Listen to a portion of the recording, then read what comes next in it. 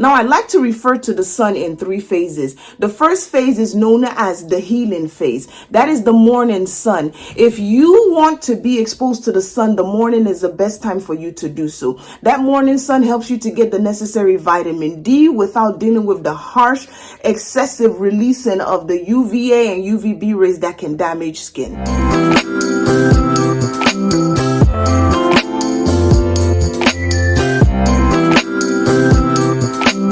Hello and welcome back to Nurse Onyi Teaches. My name is Onyi. If this is your first time here, you are most welcome. And if you are one of my returning viewers, thank you for stopping by again. If you are interested in maternity topics, do not fail to hit the subscribe button and turn on your notification bell, because that's how you are made aware of every time a new video is uploaded. Now, as you can tell by the title, I am going to be talking about dry skin and how it affects pregnancy. I will discuss things like some of the causes of dry skin, some of the manifestation or symptoms that a woman will experience, some of the ways to manage it, and what she needs to do if the management that she does not help her. Now, before I jump into today's video, I'm going to go ahead and state right here, you should make sure you are working with a medical professional who knows your personal history. Don't use this information to diagnose yourself. It is very important that when a plan of care is created, it matches your exact need. And without further ado, let's get right in. Dry skin is simply skin that does not have enough moisture in it to keep it nice and soft and flexible and smooth to the touch. Now, skin is the largest organ in the entire human body, and it has so many different important functions. Some of its functions include regulating human temperature. The skin also serves as a physical barrier from injury or infection, and it also helps to absorb or secrete, whether it's water or medication or different substances that you come in contact with, to help keep your body in homeostasis or to keep it nice and balanced. The skin also helps you to communicate with the environment around you, making it a very important part of the human body. Now, once a woman becomes pregnant, there are several changes that will happen in her body that increases the likelihood that she will deal with dry skin.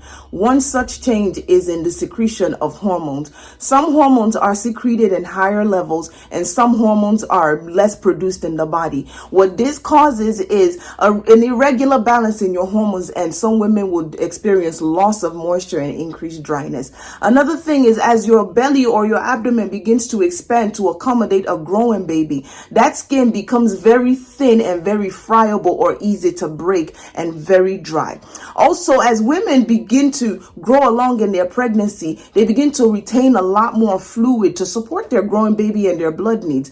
Unfortunately, that excess fluids can also translate out to fluids pushed out into the tissue, which causes swelling. And when the skin swells, it also becomes tight, and that tightness can lead to drying and cause skin issues. On top of the hormonal changes that occur during pregnancy, there are also some other causes that may increase the likelihood that a woman will deal with dry skin. Some of them include your genetics. Sometimes you carry genes that increase the likelihood that you will deal with dry skin. Another thing is overbathing. Sometimes you take your shower for too long, and that can cause your skin to become very dry. Some women shower with extremely hot water. That is neither safe for your skin nor for the temperature of the baby that is growing within you. Another thing is inadequate water or any type of fluid intake. If you are not taking enough to replenish the amount that your body loses through natural perspiration, then you are not giving your baby enough fluid to support your baby's needs. You are not giving your blood enough volume to keep your needs supplied, and you definitely can experience dry skin. Also, during pregnancy, your immune system will slightly become weakened so that your body does not reject your pregnancy. So if you had any previous conditions that you were managing before you became pregnant, there is a chance that they may flare up. Conditions like psoriasis, eczema, gestational diabetes can convert into gestational diabetes, can begin to surge during pregnancy, and these conditions can cause a woman to experience dry skin. Also, if you are not applying moisture to your skin, not just after you take a bath, but frequently during the day, then you can also deal with some very nasty outcomes, one being dry skin. If your diet is not sufficient, where you are having too much carbohydrates and not enough of the good stuff, then you can also deal with dry skin. Your environment comes into play. People who live in dry environments or extremely hot areas have an increased risk for dry skin because they have increased evaporation from their skin, making them prone to dehydration. Also, the type of skincare products that you use during pregnancy can either exacerbate or help you control dry skin. So you want to be very careful with the types of things that you apply directly to your skin if you don't want to deal with dry skin. I talk about sun exposure. I mentioned it as one of the causes of dry skin. Now, I like to refer to the sun in 3 phases. The first phase is known as the healing phase. That is the morning sun. If you want to be exposed to the sun, the morning is the best time for you to do so. That morning sun helps you to get the necessary vitamin D without dealing with the harsh, excessive releasing of the UVA and UVB rays that can damage skin. Now, as the day begins to transition from morning to afternoon, between the hours of really 11 a.m. and 4 p.m., the sun becomes a stealing sun. That sun is very high in damaging rays to the body. It's also hot, so the chances of you becoming dehydrated are very increased. You want to avoid the stealing sun. As the sun begins to set towards 5 p.m. and on after, it becomes a kneeling sun. The kneeling sun does not have as much harsh rays as the stealing sun, and you can also be exposed to it without fear of too much damage happening to your skin. But you do not under any circumstance want to extend your exposure to the sun. So make sure you are watching how long and what parts of you are exposed to the sun to prevent dry skin. Some of the signs that a pregnant woman may deal with if she has dry skin include flakiness and scaling of her skin. Another symptom is itchiness. Dry skin is very itchy and may make a pregnant woman want to scratch it, but be very careful with scratching itchy skin because that can lead to the breaking of delicate blood vessels that are already thin under the skin, and that can lead to redness and increased risk of bleeding. Another thing is that if you are predisposed to having stretch marks, then dry skin will definitely help your skin to stretch and crack. That breaking in your skin also increases the chances that you would deal with infection or other more negative outcomes because intact skin is one of the best ways that your body can protect you. So you want to avoid some of these symptoms, and we'll talk about some things that women can do next. One of the most important things a woman can do to help support healthy, supple, nice, soft, flexible skin during pregnancy is to drink enough water. If you are not taking in enough water, you increase the likelihood that you will deal with dehydration, and dehydration increases the likelihood of dealing with dry skin. Also, when you take your bath, make sure you are not taking too long of a bath. Try to keep your bath below 10 minutes.